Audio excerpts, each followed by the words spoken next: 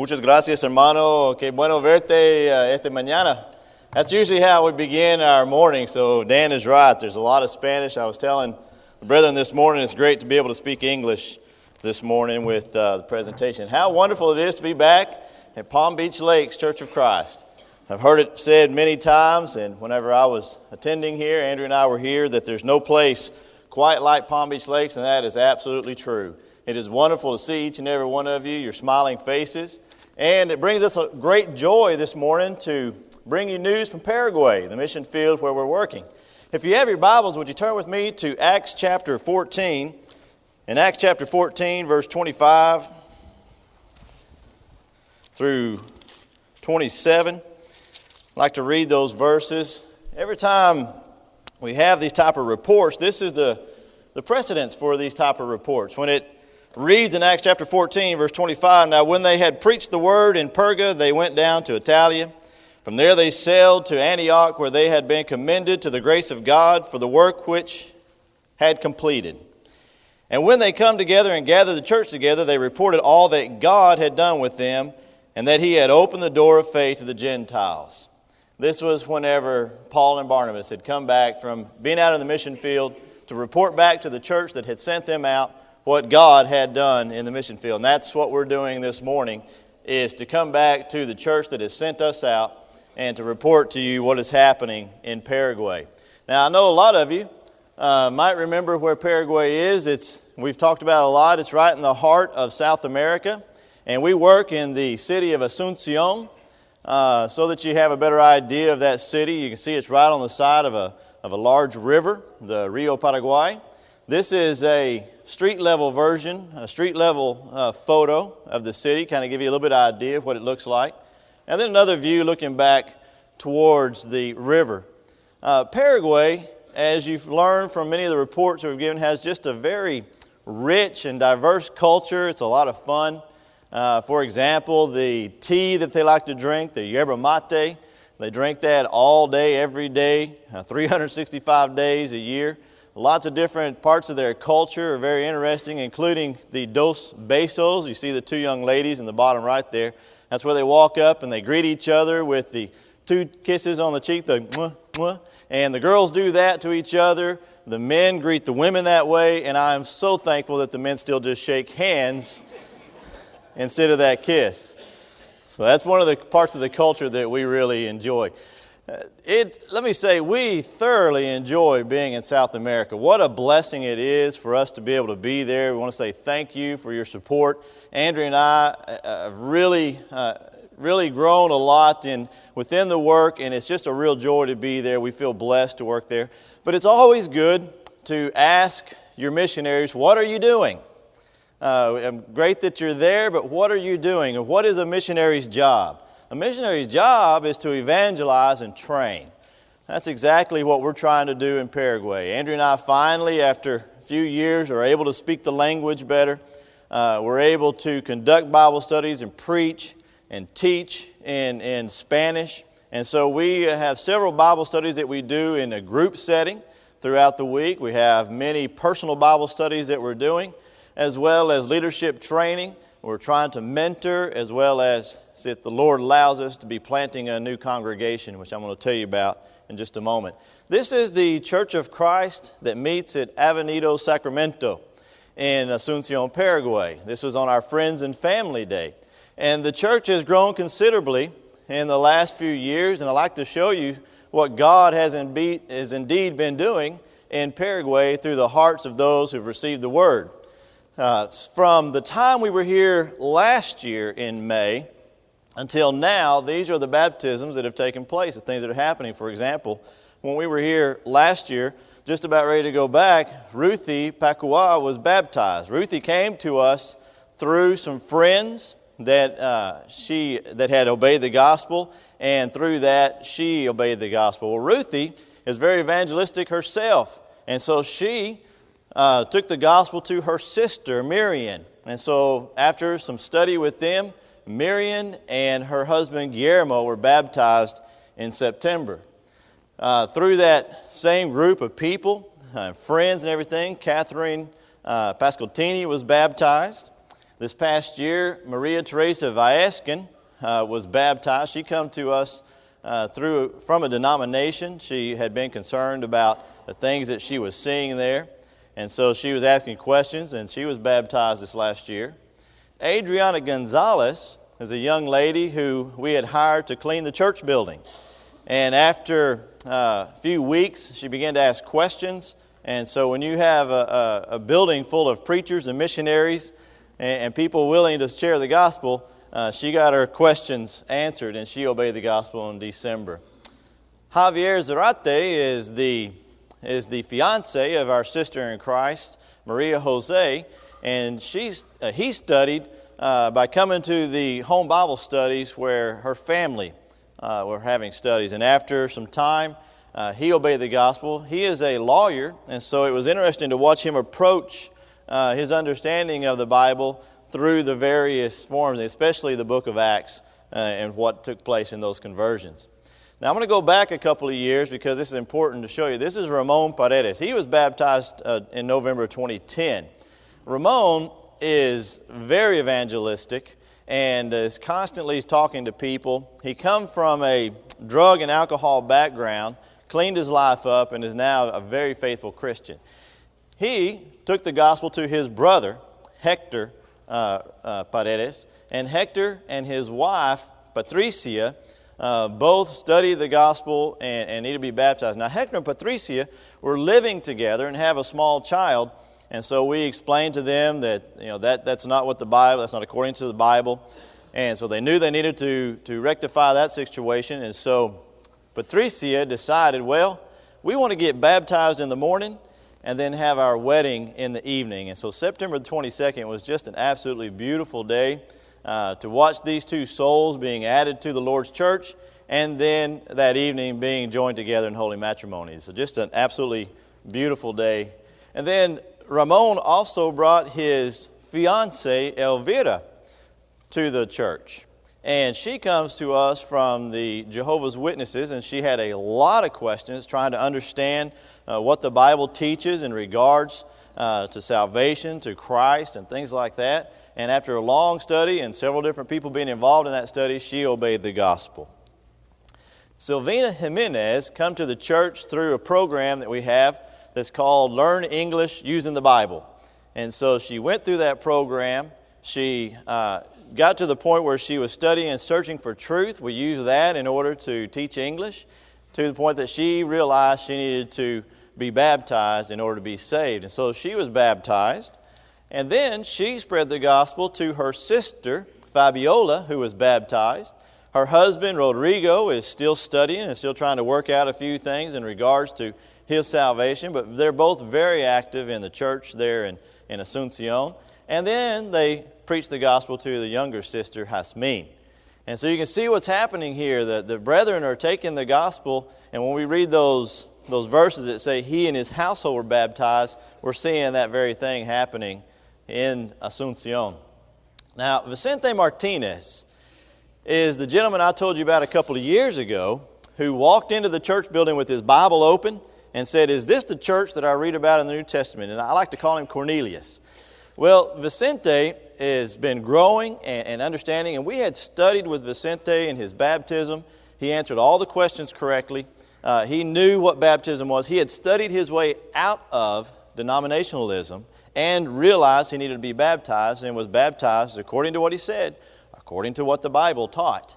And so who are we to go beyond that, because the Lord is the one that asked of the church, and so we accepted him into the church. Well, he is very evangelistic also and wanted to teach the gospel to his brother. And so while this young man you see here, who is a preacher from Panama, was teaching the gospel to his brother, and over the course of the past 2 years, Vicente came to realize that perhaps maybe his baptism wasn't correct. And sometimes that's what it takes, brethren, is just a little bit of patience in that regard. That their salvation, as long as they answer the questions correctly, as long as they understand what it means, it is between them and God. And so here we see, according to Acts chapter 19, when Paul met those Ephesians and they were rebaptized, Vicente wanted to make sure his salvation was secure. And so not only was he baptized through that study, but also his little brother, and his sister-in-law. Well, then his wife realized, well, I need to be baptized also. She said later to me, she said, I thought, whenever you first came and studied with us about baptism, that we needed to be rebaptized. But Vicente maintained what Ephesians says, that there's one Lord, there's one baptism. And so she submitted to what her husband was saying, and she maintained that. But she was so thankful to know that now her salvation is secure. And I love these photographs of whenever they're coming out of the water rejoicing, as you saw in Hasmin and these others. That influence had an impact on their son, Vicente Jr. When he saw that, he then began to realize the necessity of salvation through baptism, through obeying the gospel call. And so he obeyed the gospel on February the 10th. Norberta Vera is the mother of our sisters in Christ, Mirta, who is the church secretary, and Pochi, her sister. Now, Norberta has seen her sisters living a Christian life for many years, asking questions. And so on January the 3rd this year, she obeyed the gospel by watching the example of her daughters and asking those questions. She is 90 years old, and they had to carry her into the pool to baptize her. But now we have another sister in Christ in Norberta Vera. Brethren, this is the church and what God is doing in this past year in working in people's lives and the things that are happening. But we need to realize that some plant and some water, as it says in 1 Corinthians 3, verse 6, but there were several people involved in these conversions. And so I'd like for you to realize that you had a part in these conversions. Because of your support of us and helping the Blackmers and Andrea and myself be there, we're able to do the Lord's work and be able to carry the gospel, being earthen vessels, if you will, to carry the gospel. So I want you to recognize that you had a part. And one day you may meet these brethren, or one day you will meet these brethren in heaven that may come up to you and say, thank you so very much for what you did and the support that you provided. It's very important to recognize that. Now we have 3 major announcements that we want to share with you in regards to the work of Paraguay. And we're so excited about this. We've been waiting anxiously to get here to be able to share this news with you. I know some of this you might have read about. Some of it's been coming. But first of all, there have been some historical moments. And some of these may seem insignificant whenever they happen, but they're actually wonderful things. Now, before I tell you what those are, let me preface it with this.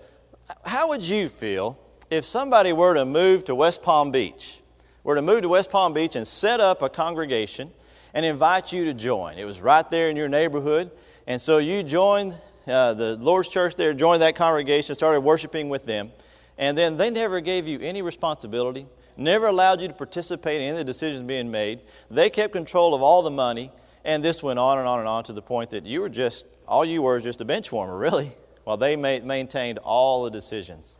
Well, sadly, Paraguay, and sadly lots of parts of the world, that's the way the Lord's church, or that's the way the church has been presented. And so when I say historical moments, important things, like many things, turned over to the Paraguayans. For example, for the first time in the history of Paraguay, the official documents for the church building have nothing but Paraguayan names on it. And so that's an important step. Not only that, but all of the church finances have been turned over to the Paraguayans. They now pay their own bills. They take the collection in. They take care of the taxes. They take care of everything.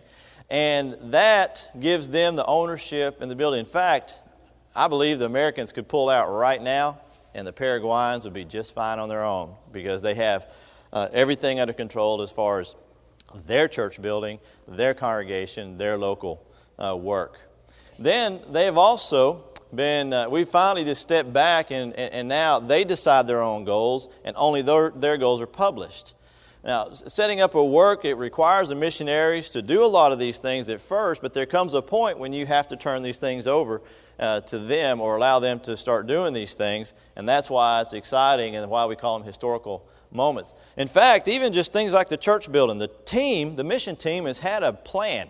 Since the moment that Chris and the other brethren got down there, they had a certain plan for the church building, and we've been continuing that plan, Josh and I and Perry and Brittany. But we finally just stepped back and said, well, wait a minute, what do you guys really want to do? And they said, well, we don't want to do that plan exactly the way you have presented it. In fact, we don't want to take that loan out that you wanted us, that you so graciously got for us, but we don't want to do that loan. We want to do something else. And so that was a big eye-opener for us to be able to step back and let them take the lead. They do want to have some of the things that we've talked about, but they're going to do it at their own pace and their own way of doing it. And so all major decisions have been turned over to the men. So the mission team, whenever we want to do something that's going to affect the church, we go to the men first, including mission teams that are coming down. Palm Beach Lakes is getting ready to bring down a group in June, and we went to the men and said, hey, Palm Beach Lakes would like to come back and work with you, or how do y'all feel about that? Would that be okay? So they made the decision, and then they're making the decision as far as what that group will do when they come down. I hope you can see the significance and the importance of this, because without it, brethren, the church is never going to grow in Paraguay. And so these are historical moments, maybe insignificant in their first appearance, but they are huge in regards to the church perpetuating itself, being self-governing, and also being able to have evangelistic outreach. The second big news, and I know some of you heard about this, is we're getting ready to plant the church, Lord willing, in the city of Niembua. Let me show you where that is. Here's a map of Asuncion, and you can see the river there. You can see where this red star is. That's where the church building is located.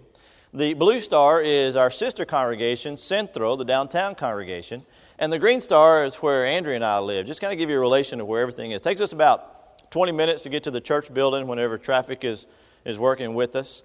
So you can see that this red circle is one of the, if you will, suburb of Asuncion, and it takes those brethren about an hour to get from that city all the way up to the church building.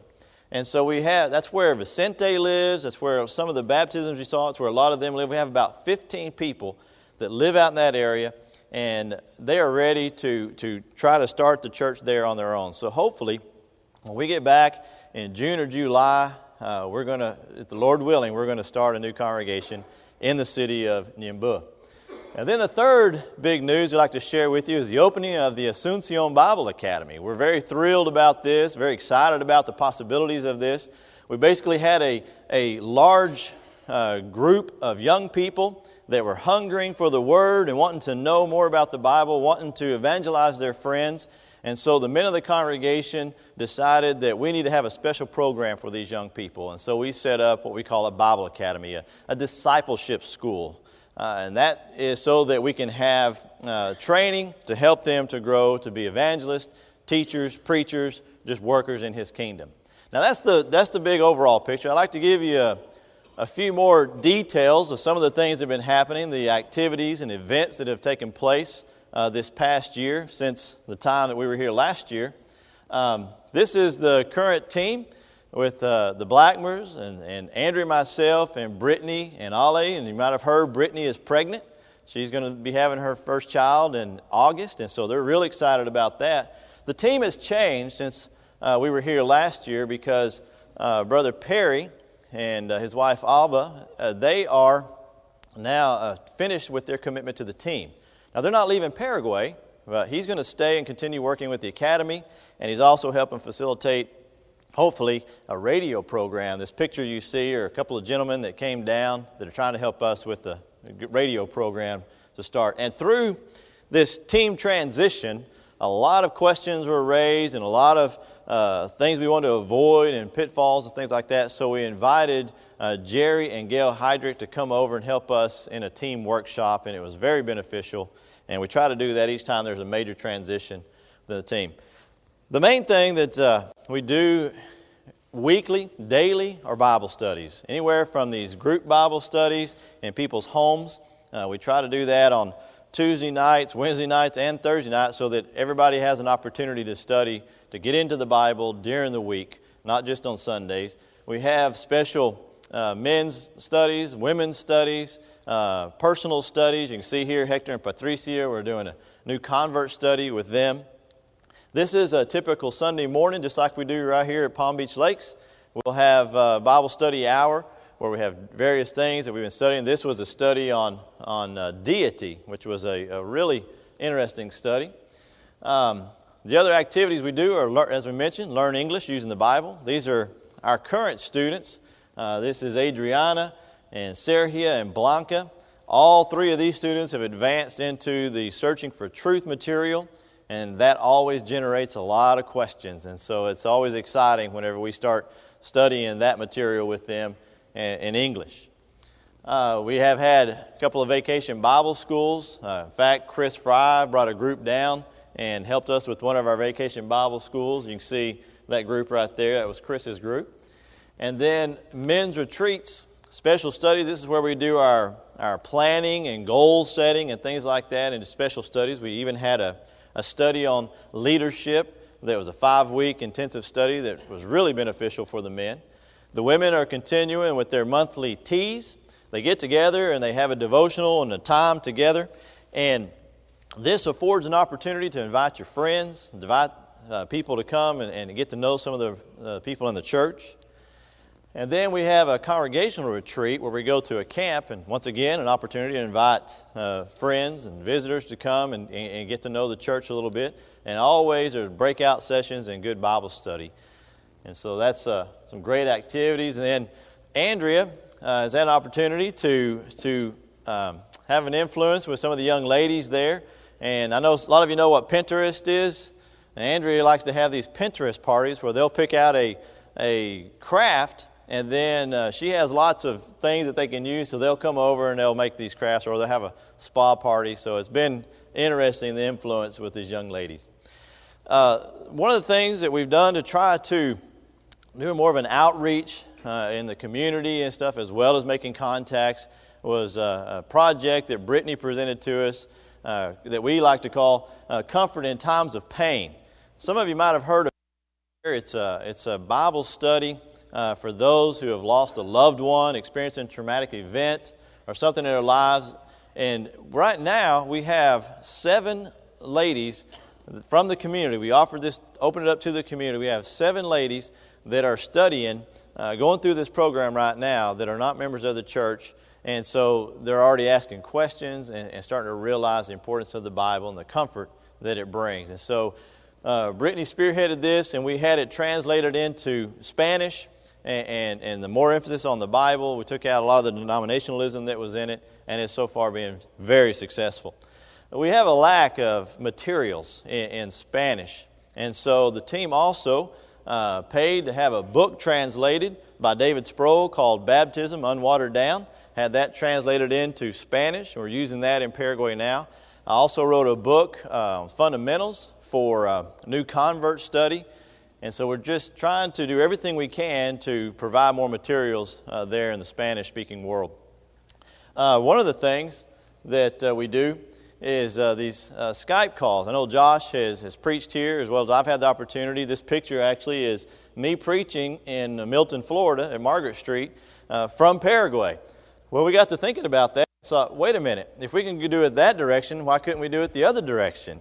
And so we decided to have our own little summer series, and we invited several brethren to join us on Wednesday nights via Skype and bring a lesson. We invited Willie Alvarenga and Douglas Alvarenga and Chris and Brother Ivan from here. And so we've had several brethren that have brought us some wonderful lessons, and it greatly edified the brethren there in Paraguay. Every year I have the opportunity to go to Panama and work with the Margaret Street as a translator and Bible studies there in Panama. But this year we decided to take a Paraguayan with us. And so Pedro Vera went with me and was able to participate in that work as a missionary from Paraguay working in Panama. And while we were up there, we decided to take a trip up to Guatemala to see the school ITL, Instituto Teológico Latin America, so that we could understand and help us in developing the Bible Academy that we were trying to develop at the time. So we asked them a lot of questions, observed how they were operating the school so that we could make better decisions in regards to that. So Pedro went with me on that. While we were there, we met the students and got to know the missionaries, and they asked if they could send some of their students down on a campaign. So these two gentlemen Gabriel Gonzalez and Eliezer Perez, they came down and worked with us for 3 weeks in the church. And it was exciting to see them working and the connections that they made with the Paraguayans, to the point that Eliezer wants to come back to Paraguay and work with us. And so upon my return, and a couple days later, be picking up Eliezer at the airport, who's going to be coming to Paraguay to work with the church there in Asunción. We had several individuals and groups come down this past year to help us. For example, Karen Bennett from Central Avenue Church of Christ in Valdosta, where Kevin and Stephanie are from. She did a wonderful work. Went out to work with some orphans, as well as a ladies' retreat where she taught the Christian, what was it called? The Christian Survival Kit. And she can preach. Now, I saw pictures of that, all the ladies around there, and she's got her Bible in her hand, and she's just preaching. She's a very interesting person. We had a group from Fairfax, Virginia that come down. It actually has no connection with the church there in Paraguay. They just wanted to go work in South America. Contacted us, and so they came down and they built a house for one of our poorer members of the congregation. This structure you see on the left is a wooden structure, whereas the one on the right was just some posts with cardboard and cloth around it. And so they built her a more substantial structure to be able to live in with her family. Here's Chris's group, brought a group down from West Dyersburg, and they helped us with Vacation Bible School and evangelism. They went into the plazas and invited all the children around the area to come and participate in these Vacation Bible Schools. We had 2 interns this past year, Rhonda Taylor and Hannah Phillips. They came down and worked with us for about 3 months, 2 to 3 months, and just observed the mission team. They had their own projects they were working on and things like that to help them in growing to be missionaries. Andrea and Kara, Brittany and Alba had the opportunity to go to a missionary conference in Brazil. This picture you see are all missionaries that are working in South America. And they all come together. Most of them, I think all of them are English speaking. Is that right, Andrea? All English speaking, and it's a time for renewal and rejuvenation for the missionaries. Another thing is involvement is activities Andrew's involved in is this Las Amigas Club, which is a service organization that raises money to provide milk for schools in the interior, as well as a nursing program. And she's made several contacts through that. For example, this lady here, this is Dina Aycock. She started asking questions about the church, and so Andrea now has a Bible study with her. And through that, we've made friends, a lot of friends of the U.S. Embassy. In fact, this picture right here is the U.S. ambassador to Paraguay, Mr. James Thiessen. Found out that he was a theology student at one time, and so here we are at the Marine Military Ball and having a theological discussion. And so it was a real pleasure to be able to visit and speak with him. We've had a lot of changes in our facility. Since some of you have been there before, and some things that have changed since then. You can see we've added a sign now. It's still a house. We have plans to change the facade a little bit to make it a little bit more, less looking like a house and more inviting to people to come in. But one of the things that we did was in the auditorium. We had just this one little room and then a room on each side. And sometimes when there was overflow, there'd be people sitting in these other rooms, but with the walls, it's kind of hard to see across. And so the men decided to knock out those walls and now remodel it to where it's all open in our worship facility now. We can get about 100 to 120 people depending on the configuration. So we're really excited about that and the changes and everything that are taking place inside. Out back was a little building where they have this little barbecue pit.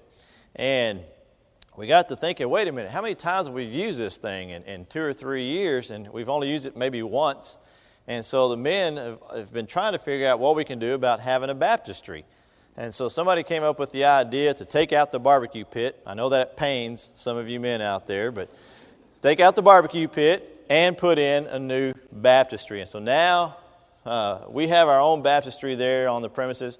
The hotel just down the road where you saw many of the baptisms was kind enough to let us come at any time and borrow their pool to do baptism. I'm sure they still will, but at least now we have the opportunity to do it there on the premises.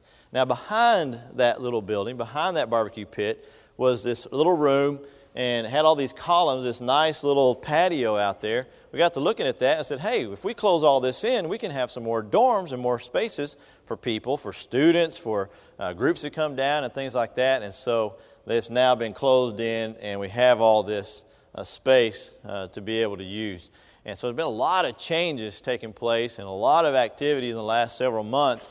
As you see here with the painting and getting and preparing, and all of that was so that we could get ready to open the Bible Academy, to improve the look of the building, make it more friendly, more cheerful and everything else, but also so we could be prepared. We cleared out this room that was upstairs, and that is now the home of the Asuncion Bible Academy. This is a school that is a 2-year intensive Bible program, much like a preaching school here in the States, but we like to call it a discipleship school because it's open to young ladies also. And they come and they learn 56 courses in 8 quarters.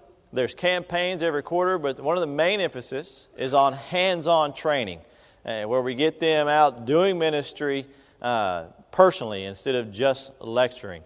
And then also be an emphasis on church planting and congregational development. These are our students, our current students that we have. Ramon Paredes, you recognize him from the picture earlier. William, Karen, Enrique, and Paulo. Karen is from our sister congregation, Centro. And so both congregations are represented in the academy. And here you can see the students and the faculty with the different teachers. We have Pedro and Ike here. These are both elder candidates that are teaching in the school. And this gentleman is Jorge Vera, who is the preacher at the Centro congregation, our sister congregation. And so both congregations are actively involved in this academy. We're praying that the academy will develop workers in His kingdom, that whatever they decide to do, whether it be preachers, but at least they'll be able to teach, be able to evangelize, and be able to perpetuate the church forward. And so that's our hope and prayer in regards to the school.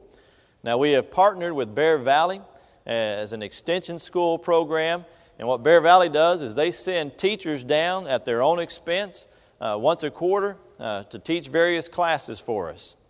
They also provide curriculum as well as helping us in developing all the different aspects of having a Bible school. We had a really nice inauguration ceremony where we invited our sister congregation, had dinner on the grounds, and then through that we had what we call a charge to the faithful, where we charged the church with this new work. We charged the teachers and the students into completing God's will according to the Bible. So it's a beautiful day to start the Bible Academy. And so classes are now underway. This is the first day of classes with Brother Bob Turner from Bear Valley teaching, and I was translating for him. And we also have an evening class that is required by the students to attend, where it makes it easier for our brethren of the congregation to be able to attend. So those who can't come during the daytime at least have an opportunity in the evening in various classes that we offer. So it's going to benefit everybody, the students, the teachers, and all the members of the congregation. So that is the work in general. A lot of activity that's happened over the past year since we were here. We ask you please pray for the church in Paraguay, for the work that is going on there. I ask that you please pray for Andrea and myself, that we can continue to be useful in His kingdom there. And again, thank you so very much for all your support. We have just a few more minutes, and so if anybody has any questions or comments or clarifications or anything they'd like me to answer, I'd be happy to do that at this time. Yes? I just want to thank you for the presentation. I love all the pictures. It's easier to visualize. Good. And you have a first-hand knowledge of it. I remember Mickey come down, and I remember after about 3 days, she just like, oh, I have so much, was it overwhelming, was it? Sensory overload. That's the word she used. Troy, you mentioned in passing the two men that are going forward as elders. How is that progressing? Slowly. One of the men says he's going to retire in about 3 years, and there's about 3 months out of the year when we just don't even see him because he's so busy at his job. And so I think it's pretty wise on his part to wait until retirement so that he can dedicate that time to being a good shepherd. How do you relate to the government, whereas they're not used to Protestantism? Uh-huh. Are there any problems with the government? So far, no. Since the dictatorship, the dictator is the one who opened it up to Protestants. And since then, it's just been more and more open. And the newly elected president is very conservative. And from what I understand, he's going to be easy to work with in regards to religion. But we'll see when he takes office in August. Yes. Did you have a question? How have you seen a change in the Paraguayans since they, quote, taken ownership? In other words, their enthusiasm and their ability to be the ones in charge, if you will? Well, there's a couple of things. One, when it first started, it was kind of like we push them out there, so they kind of went out there and they're like, I don't know if I want to go out there. It was kind of the retreat that they did. But now, I just got a report from Josh that the men met a week or so ago, and they sat down and decided what they wanted the Leanna group to do. Leanna is the overseeing congregation, or let me rephrase that. Brittany's dad is the preacher at Leanna, and they're bringing a group down. They sat down and figured out all the different things, and they asked for church planting advice. They asked for evangelism advice and leadership development. That was what they asked for. So that shows maturity on their part. The support of the Guatemalan preacher. Eliezer, the young man I said is going to be coming down to Paraguay to work with us. They asked Eliezer, I said, what are you going to do after you graduate? We know that Gabriel has a job, but what are you going to do, Eliezer? And Eliezer said, well, who knows, Lord willing, I might come to Paraguay and help plant the church in Yimba. And all the youth got really excited, and they come to me and they said, do you hear what Eliezer said? And so I pulled him aside and I said, if you are serious about that, we'll do the best that we can to make that happen. He said, well, if the Lord is willing, I'd love to do it. And so the mission team got together and met and decided that we would, support him, help provide some of his support for like a year if he wanted to come down. But let's go see what the men have to say first. Took it to the men and said, Brethren, Eliezer would like to come to Paraguay and work with us and help us plant the church in Yimba. And they said, what? Brethren, we got to figure out what we can do to get this gentleman down here. What can we do? And so the team didn't have to say or do anything. And so they even went to the church and said, Brethren, we need you to please give a little bit more. We want to bring Eliezer down here. So the church in Paraguay is going to provide his support, give him a place to live, and everything required. So they've decided that Eliezer is going to be the missionary for Avenida Sacramento to Nyumba. Is that exciting? Now, I didn't include all that in the report. I told Dan about that, and so he kind of tweaked that in there. Lord willing, all that's going to happen, brethren. So keep that in your prayers. Keep that in your prayers that will happen. Yes? Work you're starting in the other areas that people have to travel so far. Uh-huh. How is that going to affect the congregation you're working in now as far as having leaders and strength in that area? Well, two things. One, it's going to diminish our numbers, of course, but then that's going to help them to realize that they need to get to work and evangelizing again and build the church back up in that area. They're not really going to lose any of the leaders because most of them are still there in Asuncion. But what will happen is with Eliezer being in Yimba, as well as Vicente, who has grown substantially, as well as the academy is going to be assisting in that by sending out preachers to help, or I say preachers, to help send the brethren out there to help work, things like that. So I think it's good. Lord, we'll have to wait and see. Lord willing, it's going to go smooth. Yes? I noted that you had one young lady there in the academy for preaching. What does she see as her role once she's completed studies? Excellent question. First of all, let me clarify that we do teach preaching in the school. It's a discipleship school. We do teach preaching, but she does not stand up and preach. During the preaching classes, we will send her off with Mirta, the church secretary, and she will present her lessons. So she prepares lessons and sermons and everything just like the boys do. She just doesn't present. She also does not lead prayers or participate vocally in the devotionals that we have every morning. However, she's learning everything that they are learning so that she can teach other women, so that she can teach her own husband if she marries. These are all single, by the way. And she can also teach her children how to be elders and deacons and preachers and things like that. And she has a fire for the Word. So I have a feeling she's going to be quite the evangelist whenever the Lord gives her that opportunity. We have about is the bell has even rung? I guess I'm doing good. There we go. We got 5 more minutes. Yes, Jerry? Yes. Good job. Is there a member's home where the congregation is going to be meeting to start with? Great question. That's been a fun experience. Yes, there is a member's home. It started out with that member saying, we got to go get a big building. We've got to rent a place and have this big church building and everything. And we're kind of sitting back going, well, okay, if that's what you want to do. You don't have to have a building. We just kept emphasizing that. You do not have to have a building to start the church. But that was the route that they wanted to go. After seeing the pricing and trying to figure out how to facilitate that and the logistics involved, they finally came back and said, we're just going to meet in my home.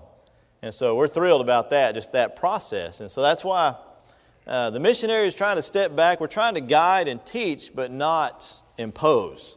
And so they've arrived at these decisions on their own with just a little bit of guidance. And so we're thrilled to be starting the church in the home of Vicente. Now, I'm sure that they will move once the church starts to grow. He told me, he said the church is going to be way bigger than Sacramento Avenue. So that's okay with me. God be the glory. Troy, being down there, do they have places like Park Avenue barbecue? They have, I'm trying to think, it would be Avenida Parque, something like that. And it's called asado. So yeah, they don't have quite Park Avenue barbecue, but they have their own version of barbecue. It's very good. Yes? What's the population of non-movement? Good question. Let me put it this way. Asuncion, the city proper, is only about 500,000. But the entire metroplex, if you will, including everything, is a little over 2 million. So I'm gonna guess that Nyimbu is probably in the neighborhood of 300,000 to 400,000. Easy. Yes. Do you have safe transportation, and is there concern about the criminal elements around? Yes. We do have a pretty good card that's been good to us this last year. So I'm praying that we'll continue to have reliable transportation. But Andrew and I ride the bus, and there's never really any question about our safety on the bus. The big thing in Paraguay is theft. You don't have to really worry about homicide or anything like that unless you resist being robbed. And if you're just aware and you don't flash your phone or your jewelry or things like that, you can pretty much go in and just be aware of where you're at. Usually don't have any problems. But theft is a huge problem in Paraguay and can be dangerous. I think we have time for one more question.